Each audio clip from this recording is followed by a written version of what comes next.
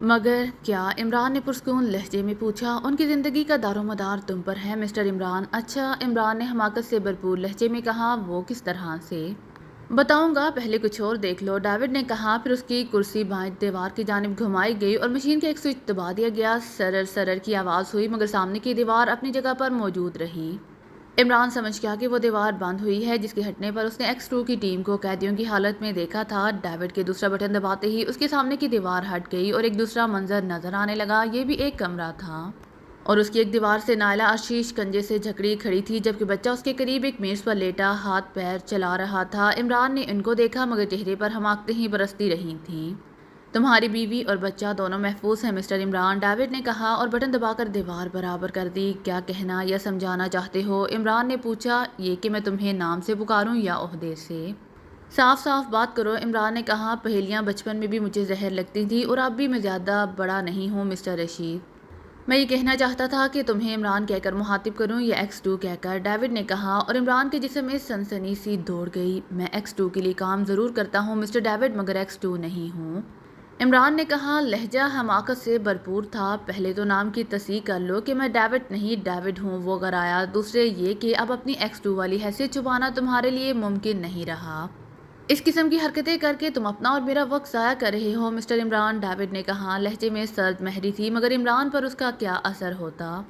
بات ہی تم ایسی کر رہے ہو مسٹر ڈیوڈ، عمران نے کہا۔ کیا مجھ جیسا احمق ایکس 2 جیسی ذمہ دار شخصیت ہو سکتا ہے؟ یہی تمہاری سب سے بڑی کامیابی اور ذہانت ہے مسٹر عمران، ڈیوڈ نے کہا کہ تم نے ایکس 2 کی شخصیت کو اپنے سے الگ رکھنے کے لیے حماقت کا جو لبادہ اوڑھا تھا اس میں تم پوری طرح سے کامیاب رہے ہو، اور یہ حقیقت ہے کہ کوئی یہ سوچ بھی نہیں سکتا کہ ایکس 2 جیسی شخصیت کے روپ میں تم اس عہدے پر فائز ہو۔ پھر وہی حماقت، عمران نے کہا۔ میں ایکس 2 کا کارندہ ضرور ہوں مسٹر ڈیوڈ، ایکس 2 نہیں ہوں، اپنی غلط فہمی دور کر لو مسٹر عمران، ڈیوڈ نے کہا۔ کیا تم مجھے بتا سکتے ہو کہ میں نے تمہارے بیوی اور بچے کو اس فیکٹری میں کیوں رکھا ہے؟ اس لیے کہ تمہارے خیال میں کوئی یہاں پہنچ نہیں سکتا تھا، عمران نے کہا۔ یا شاید یہ خیال ہوگا کہ کسی کو ان کے یہاں ہونے کا شبہ تک نہیں ہوگا اور تم انہیں یہاں رکھ کر اپنے مطالبات منواتے رہو گے۔ دونوں باتیں غلط ہیں مسٹر عمران۔ پھر صحیح کیا ہے؟ عمران نے پوچھا۔ جب تمہارے بیوی اور بچے کو اغوا کیا گیا تو اسی وقت ایکس 2 کی شخصیت بے نقاب کرنے کے لیے ایک لائے عمل مرتب کر لیا گیا تھا۔ اچھا، عمران نے تمسخر اڑانے والے لہجے میں کہا۔ اور اسی لائے عمل کے تحت الفریڈ اور کارل وغیرہ نے تم کو معلومات بہم پہنچائی تھیں۔ ان گدھوں کو اپنا رول ادا کرتے وقت اس کا ذرا بھر بھی شبہ نہیں ہوا تھا کہ وہ تمہارے ہاتھوں مارے جائیں گے۔ بہرحال انہوں نے اپنا رول بخوبی ادا کیا اور تمہیں دونوں باتوں کا علم ہو گیا، یعنی کہ یہ تمہاری بیوی اور بچہ اس فیکٹری میں ہیں۔ اس میں داخلے کے 3 راستے ہیں۔ عمران نے سنبھل کر بیٹھتے ہوئے کہا۔ کہانی دلچسپ ہے، ابھی اور دلچسپ ہوگی، ڈیوڈ نے کہا۔ جب تم لوگ راستوں کے دروازوں پر پہنچے ہو، اس وقت سے گرفتار ہونے تک ایک لمحے کے لیے بھی تم لوگ کلوز سرکٹ ٹیلی ویژن کیمروں کی نگاہوں سے اوجھل نہیں ہوئے۔ اچھا، عمران نے بے یقینی سے کہا، لیکن دل ہی دل میں وہ فکر مند ہو گیا تھا۔ یہ خیال ہی لرزا دینے والا تھا کہ اگر وہ ٹی وی کیمروں کی زد میں رہے ہیں تو اس نے ایکس 2 کی حیثیت سے جو کالیں ماتحتوں کو کی تھیں اور ان کی وصول کی تھی وہ سب ویڈیو پر فلمائی گئی ہوں گی اور اس طرح ایکس 2 کی شخصیت راز نہیں رہی ہوگی۔ یہ خیال ہی لرزا دینے والا تھا۔ اس کے جسم میں سنسنی سی دوڑ گئی۔ تمہیں یقین نہیں آیا مسٹر عمران، ڈیوڈ نے پوچھا۔ ہاں، عمران نے کہا۔ اگر ایسا ہی تھا تو میرے ساتھیوں کو اس وقت تک کیوں نہیں روکا گیا جب وہ یہاں موجود فوجیوں کو قتل کرتے ہوئے اندر بڑھتے چلے آ رہے تھے؟ ان کو مروانے میں کوئی خاص فائدہ تھا؟ ہاں، ڈیوڈ نے کہا۔ جب تک تم نے اقرار نہیں کر لیا کہ تم ایکس 2 ہو، اس وقت تک مجبوراً مجھے اپنے آدمیوں کی قربانی دینی پڑی ہے۔ کیا کہنا چاہتے ہو؟ عمران نے پوچھا۔ یوں سمجھو مسٹر عمران کہ جن 3 راستوں سے تم لوگ اندر داخل ہوئے ہو ان تینوں میں ٹی وی کیمرے لگے ہوئے تھے اور وہاں چھپے ہوئے بوگ راستوں سے آگے بڑھنے والوں کی آوازیں مجھ تک پہنچا رہے تھے۔ عمران نے ہنکار بھرا۔ جب تم نے ایکس 2 کی حیثیت سے اپنے ایک ماتحت کی کال وصول کی تو وہ لمحات ویڈیو پر ہمیشہ کے لیے محفوظ ہو گئے، ڈیوڈ نے کہا۔ اس کے بعد بے ہوش ہونے تک تم نے جتنی بھی کالیں ٹرانسمیٹر پر ایکس 2 کی حیثیت سے وصول کی تھیں وہ سب ویڈیو پر محفوظ ہو چکی ہیں اور ان سے ثابت ہوتا ہے کہ تم ہی ایکس 2 ہو مسٹر عمران۔ اچھا، عمران نے کہا۔ لہجہ تمسخر اڑانے والا تھا مگر اندرونی طور پر عمران کے جسم میں سنسنی سی دوڑنے لگی تھی۔ خون کی روانی کن پٹیوں پر ٹھوکریں مار رہی تھی۔ ایکس 2 کا راز افشاں ہو گیا تھا۔ اب دنیا کو معلوم ہو جائے گا کہ عمران ہی ایکس 2 ہے اور پھر اس کے آگے وہ کچھ سوچ ہی نہیں سکا تھا۔ ہاں، ڈیوڈ نے کہا، اور یہ سب کچھ ایک سوچے سمجھے منصوبے کے تحت کیا گیا تھا۔ اس کے لیے پہلے ساری تیاریاں کی گئی تھیں۔ تینوں راستوں پر ٹی وی کیمرے اور بوگ لگائے گئے تھے تاکہ جب تم لوگ اندر داخل ہو تو ویڈیو فلم بنائی جا سکے۔ اگر میں الفریڈ اور کارل پر ہاتھ نہ ڈالتا تو عمران نے پوچھا پھر تمہارا یہ سارا منصوبہ کس طرح آگے بڑھتا؟ اگر تم ہاتھ نہ ڈالتے تو کارل خود تم تک پہنچتا اور خود کو غدار ظاہر کرتے ہوئے ساری معلومات اگلتا چلا جاتا۔ عمران نے سر ہلایا۔ جب یہ تمہارا منصوبہ تھا مسٹر ڈیوڈ تو تھوڑے سے تشدد کے بعد ہی کارل اور الفریڈ نے سب کچھ کیوں نہیں بتلا دیا؟ بلا وجہ اپنی جانیں کیوں دیں؟ کیوں اتنی تکلیفیں اور اذیتیں برداشت کیں؟ اپنی ضد اور حماقت سے ڈیوڈ نے کہا۔ مجھے ان کی عادت کا پتہ تھا، اس لیے ان کو آگے بڑھایا تھا۔ جب تم نے تشدد شروع کیا تو وہ جھلا کر ضد پر اتر آئے ہوں گے اور پھر اس وقت زبان کھولی ہوگی کہ جب تشدد ان کی برداشت سے باہر ہو گیا ہوگا، اور یہی میں چاہتا تھا۔ کیوں؟ عمران نے پوچھا۔ کیا کارل اور الفریڈ تمہارے لیے جوک بن گئے تھے یا تمہاری ان سے کسی قسم کی دشمنی چل رہی تھی مسٹر ڈیوڈ؟ نہیں، بلکہ میں یہ چاہتا تھا کہ تمہیں کسی فریب کا شبہ نہ ہو، تم یہ نہ سمجھو کہ تمہیں کسی جال میں پھانسا جا رہا ہے، ڈیوڈ نے کہا، اور یہ چیز الفریڈ اور کارل کی ضد نے پوری کر دی اور تم جال میں پھنس گئے۔ فرض کر لو میں کالیں وصول نہ کرتا اور کوئی اور وصول کرتا، تو پہلی بات تو یہ کہ جب تم ہی X2 تھے تو کال کوئی اور کیوں وصول کرتا، اور دوسری بات یہ کہ اگر تم X2 نہیں ہوتے کوئی اور ہوتا تو X2 کے ماتحتوں کی کوئی بھی کال اس تک نہ پہنچتی، ڈیوڈ نے کہا۔ وہ کیسے؟ عمران نے چونک کر پوچھا۔ میری فیکٹری میں اس قسم کا نظام ہے کہ میری منظوری کے بغیر کوئی فون کال، ٹیکس یا ٹرانسمیٹر کال اس فیکٹری سے باہر نہیں جا سکتی۔ لہریں جام کر دیتے ہو؟ عمران نے پوچھا۔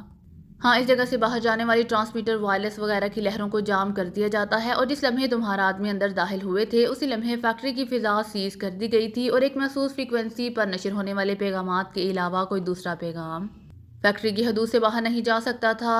عمران نے ہنکار بھرا۔ اب اس کی سمجھ میں آیا تھا کہ ماتحتوں کی کالیں بلیک زیرو کیوں وصول نہیں کر سکا اور اس کی کال اسے کیوں نہ مل سکی تھی۔ اب کیا خیال ہے مسٹر عمران؟ ڈیوڈ نے پوچھا۔ میں X2 نہیں ہوں، عمران نے کہا، اور اب تک جو کچھ تم نے کہا ہے اسے میں نے ایک دلچسپ کہانی سمجھ کر سن لیا ہے۔ ڈیوڈ کے منہ سے نکلا۔ چند لمحے وہ عمران کو دیکھتا رہا، پھر مشین کی طرف بڑھا اور اسے آپریٹ کرنے لگا۔ عمران اس کی ہر حرکت بغور دیکھ رہا تھا اور اسے ذہن نشین کرتا جا رہا تھا۔ یک بیک مشین کے سامنے والی دیوار روشن ہو گئی اور اس پر ایک منظر نظر آنے لگا۔ وہ منظر جس میں عمران خود تھا۔ X2 تم ہی ہو مسٹر عمران، اس کا ثبوت اپنی آنکھوں سے دیکھ لو، ڈیوڈ نے کہا۔ فوراً ہی کمرے میں X2 کی آواز ابھرنے لگی۔ ویڈیو فلم چلتی رہی اور ایک ایک کر کے وہ ساری کالیں عمران کے سامنے آتی چلی گئیں جو اس نے ماتحتوں کو کی تھی یا ان کی کالیں وصول کی تھیں، اور یہ زندہ ثبوت تھا اس بات کا کہ X2 کی حیثیت سے عمران ہی ماتحتوں سے مخاطب ہوتا ہے، وہی X2 ہے، اور وہی سیکرٹ سروس کا سربراہ ہے جس کے نام سے دنیا بھر کی سیکرٹ سروس کے ایجنٹ کامتے اور لرزتے ہیں اور X2 کے ملک میں آنے سے کتراتے ہیں کیونکہ ان کو اپنا انجام سامنے ہی نظر آنے لگتا ہے۔ اب کیا کہتے ہو مسٹر عمران؟ ڈیوڈ نے پوچھا۔ اب بھی تمہیں انکار ہے کہ تم X2 نہیں سیکرٹ سروس کے سربراہ ہو؟ ہاں، عمران نے کہا، اور وہ اسی لیے کہ کبھی کبھی X2 بن کر میں ماتحتوں کی کالیں وصول کر کے انہیں X2 تک پہنچا دیتا ہوں۔ اچھا، ڈیوڈ کا لہجہ طنزیہ تھا۔ اگر تمہیں یقین نہیں ہے تو فیکٹری کی فضا نارمل کر دو، پھر میں اصل X2 کو کال کر کے تمہیں ثبوت بہم پہنچا دوں گا کہ میں X2 نہیں ہوں، کوئی اور ہی شخصیت سیکرٹ سروس کی سربراہ اور X2 ہے۔ ایسا ممکن نہیں ہے مسٹر عمران، ڈیوڈ نے کہا۔ اگر ایسا ہے بھی تو ہم تمہیں اس کے بارے میں بتلا دو، ہم اسے بھی یہاں پکڑ کر بلوا لیں گے۔ یہ ناممکن ہے، عمران نے کہا، کیونکہ X2 کے بارے میں صرف اتنا جانتا ہوں کہ اس سے کس فریکوینسی پر بات کی جا سکتی ہے۔ پتہ، نام اور شخصیت؟ ڈیوڈ نے پوچھا۔ اس بارے میں بھی اتنا ہی بے خبر ہوں جتنے تم ہو، یہ جانتے ہوئے بھی کہ تمہاری ضد تمہارے بیوی بچے کی موت بن سکتی ہے۔ ہاں، عمران نے کہا۔ جب میں کچھ جانتا ہی نہیں تو کیا بتاؤں؟ دیکھو، میں اس لیے یہ نہیں پوچھ رہا کہ X2 اور ماتحتوں کو جان سے مار ڈالوں، بلکہ اس لیے پوچھ رہا ہوں کہ اسے اپنے قبضے میں رکھ کر اسرائیل کے مفادات کے لیے کام کراؤں۔ اسرائیل کے مفادات سے ہٹ کر وہ خود مختار رہے گا۔ گویا X2 کو بلیک میل کرنا چاہتے ہو، یہی سمجھ لو، ڈیوڈ نے کہا۔ ہم ہر قیمت پر X2 کو اپنے قبضے میں کرنا چاہتے ہیں، اور اب جب کہ علم ہو چکا ہے کہ X2 تم ہو تو یہ اور بھی ضروری ہو گیا ہے۔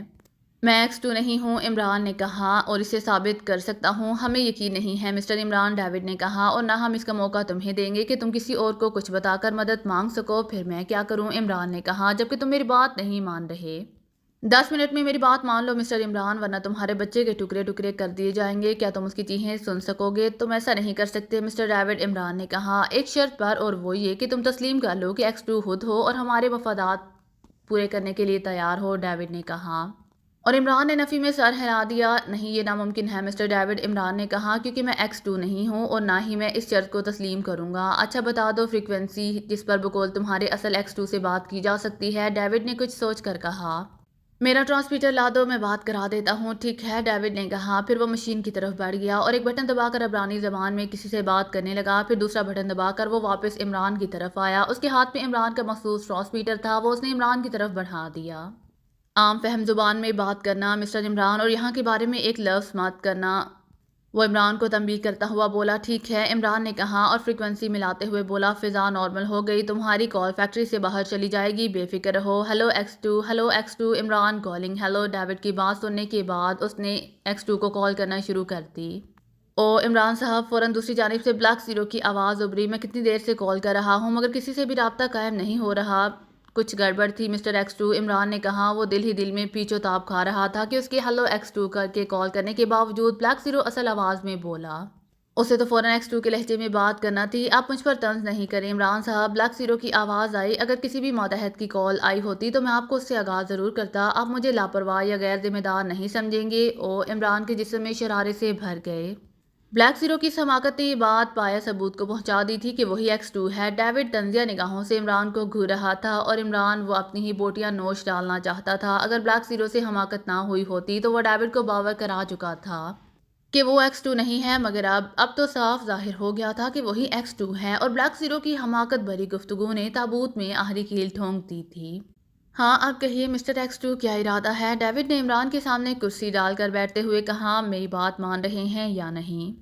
ناممکن ہے مسٹر ڈیوڈ، عمران گرایا، میں وطن فروش اور غداروں کی صف میں شامل نہیں ہونا چاہتا، چاہے کچھ بھی ہو جائے۔ فی الحال یہ راز مجھے معلوم ہے مسٹر عمران، اور تمہارے ساتھیوں کی بتائی گئی ساری ویڈیو فلم کے کیسٹ مشین کے پاس ہیں۔ ہم تم سے معاہدہ کرتے ہیں کہ ان سب کو تمہارے سامنے آگ لگا دوں گا، جس کے بعد یہ راز کہ ایکس ٹو تم ہو میرے علاوہ اور کوئی نہیں جان سکے گا۔ حد یہ ہے کہ اسرائیلی حکام بھی نہیں جان سکیں گے۔ تم کچھ بھی کر لو مگر وہ نہیں ہو سکے گا جو تم چاہتے ہو۔ پھر ایک ایک کر کے تم سب کو ماننا پڑے گا۔ ڈیوڈ گرایا تھا، جو چاہے کرو مسٹر ڈیوڈ، مگر وہ نہیں ہوگا جو تم چاہتے ہو۔ عمران گرایا اور ڈیوڈ کھڑا ہو گیا، پھر اس نے مشین کو آپریٹ کیا اور وہ فوراً ہی دیوار سے رک گئی جس کے عقب میں عمران کے بیوی بچے تھے۔ دونوں کمروں کے درمیان شیشے کی دبیز دیوار اب بھی موجود تھی۔ ڈیوڈ نے عمران کی طرف مڑتے ہوئے کہا، اب تم اپنے بیوی اور بچے سے باتیں کر سکتے ہو مسٹر عمران۔ نائلہ، عمران نے پکارا اور فوراً ہی اس نے شکنجے میں کسی ہوئی نائلہ کو چونکتے دیکھا۔ وہ بڑی زور سے چیخ کر بولی تھی، عمران تم آ گئے؟ ہاں عمران نے کہا، سکون سے رہو، اپنے دل کو مضبوط کر لو نائلہ، وطن اور قوم ہم سے قربانی مانگ رہی ہے، کمزور مت ہو جانا۔ کیا کہہ رہے ہو عمران؟ نائلہ چیخی تھی، یہی کہ ابھی تمہارے اور بس مسٹر عمران، یہ اب آواز تم سن سکتے ہو، نائلہ نہیں۔ ڈیوڈ نے عمران کی بات کاٹ کر کہا، پھر مشین پر جھک کر عبرانی میں کسی سے بات کرنے لگا، پھر وہ سیدھا ہوا اور عمران کو گھورنے لگا۔ ادھر عمران نے نائلہ والے کمرے میں دو آدمیوں کو داخل ہوتے دیکھا تھا، ان دونوں کے ہاتھوں میں لمبی لمبی چھریاں تھیں۔ اب کیا خیال ہے مسٹر عمران؟ ڈیوڈ نے پوچھا۔ وہی جو اب تک کہتا رہا ہوں، عمران گرا کر بولا۔ ٹھیک ہے، ڈیوڈ نے کہا، اور شیشے کی دیوار کی دوسری طرف موجود افراد کو جو اسی کی طرف دیکھ رہے تھے اشارہ کیا۔ وہ دونوں افراد میز پر لیٹے ہوئے بچے کی طرف بڑھے اور دونوں نے بچے کا ایک ایک ہاتھ پکڑ کر اپنی طرف کھینچ لیا۔ یہ تم کیا کر رہے ہو؟ نائلہ کی چیخ عمران کے دل پر گھونسے کی طرح لگی تھی۔ اسے مت مارو، یہ ننھا معصوم ہے، اسے مت مارو، وہ کہہ رہی تھی، مگر وہ انسان کہاں تھے، وہ تو درندے تھے، اسرائیلی درندے۔ ڈیوڈ کا اشارہ پاتے ہی ان کے چھریوں والے ہاتھ حرکت میں آئے اور بچے کے دونوں بازو الگ ہو گئے۔ بچے کی ننھی سی چیخ کے ساتھ ہی نائلہ کی چیخ نے کمرے میں جھنکار سی پیدا کر دی تھی۔ بچہ اور نائلہ دونوں بری طرح تڑپ رہے تھے۔